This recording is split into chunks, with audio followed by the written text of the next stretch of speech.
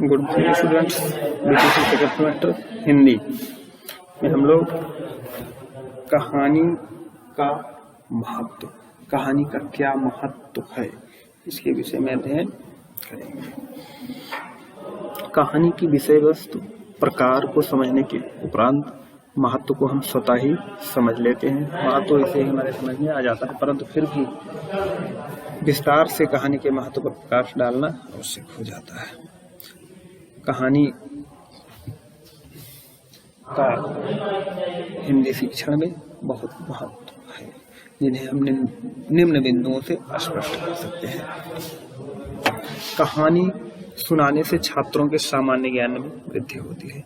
कहानी से बच्चों का जो सामान्य जानकारी है उसमें बढ़ोतरी होती है। दूसरा पॉइंट है, कहानी द्वारा तर्क, विवेक, संकल्प एवं कल्पना शक्ति में अभिवृद्धि होती है। कहानी के माध्यम से बच्चों में तर्क करने की शक्ति, विवेक, संकल्प, कल्पना शक्ति में भी वृद्धि बढ़ोतरी होती है। वृद्धि कह सकते हैं, बढ़ोतरी कह सकते हैं। कहानी द्वारा बालकों में कर्मिक रूप से बोलने तथा तार्किक रूप से विचार करने की क्षमता विकसित होती है। कहने का तात्पर्य, कहानी के माध्यम से हम बालकों में क्रम से बोलने, हमें पहले क्या बोलना है, बाद में क्या बोलना है, और तार्किक रूप से किसी भी तर्क के साथ किसी भी वस्तु पर विचार करने, किसी भी बात को सोचने की, विचार करने की क्षमता विकसित हो जाती है।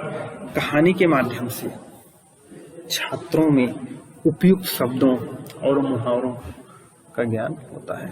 जब कहानी पढ़ते हैं बच्चे तो उनमें जो भी शब्द आते हैं, उन शब्दों का ज्ञान, जो मुहावरे आते हैं, लोकोक्तियां आती हैं आदि का भी ज्ञान बच्चों को हो जाता है।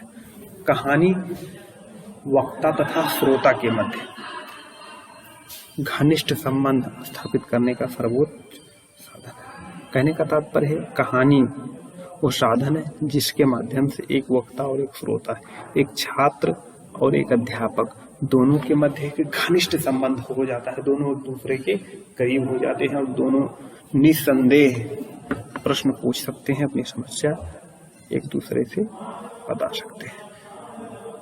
अगला है, कहानी से बालकों में स्मरण शक्ति का विकास होता है। कहानी सुनने से कहानी बच्चों को रुचिकर होती है। रुचिकर वस्तुएं, रुचिकर बातें याद रहती हैं। जिन्हें बच्चे रुचिपूर्वक सुनते हैं वो बातें उन्हें याद रखती हैं। इसी के आधार पर उनके अंदर धीरे धीरे याद करने की, स्मरण करने की क्षमता का भी विकास हो जाता है। कहानी कल्पना तथा संवेगों के बीच संतुलन करना सिखाती है। कहानी के माध्यम से ही हम कल्पना एवं संवेग दोनों के मध्य समन्वय, संतुलन स्थापित कर सकते हैं।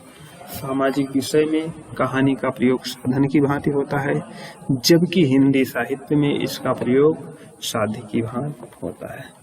कहानी सामाजिक विषय में एक साधन होती है, लेकिन साहित्य के क्षेत्र में साधन न होकर एक साध्य है। कहानी उपन्यास का ही एक लघु रूप है।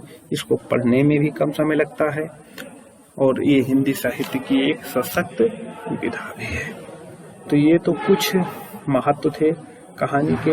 वैसे तो कहानी के महत्व के रूप में हम वैसे समझ सकते हैं, कहानी से बच्चों में स्मरण शक्ति का विकास हुआ, ज्ञान में वृद्धि हुई, उनमें कर्मिक रूप से बोलने, तार्किक रूप से विचार करने की क्षमता बढ़ी, स्मरण शक्ति बढ़ी, वक्ता एवं श्रोता के मध्य संबंध स्थापित हुआ, हिंदी भाषा में एक साध्य के रूप में प्रयोग हुआ।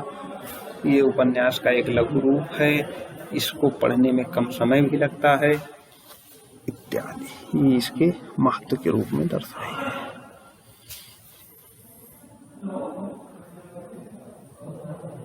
अब अगली कक्षा में हम लोग कहानी शिक्षण की विधियों के विषय में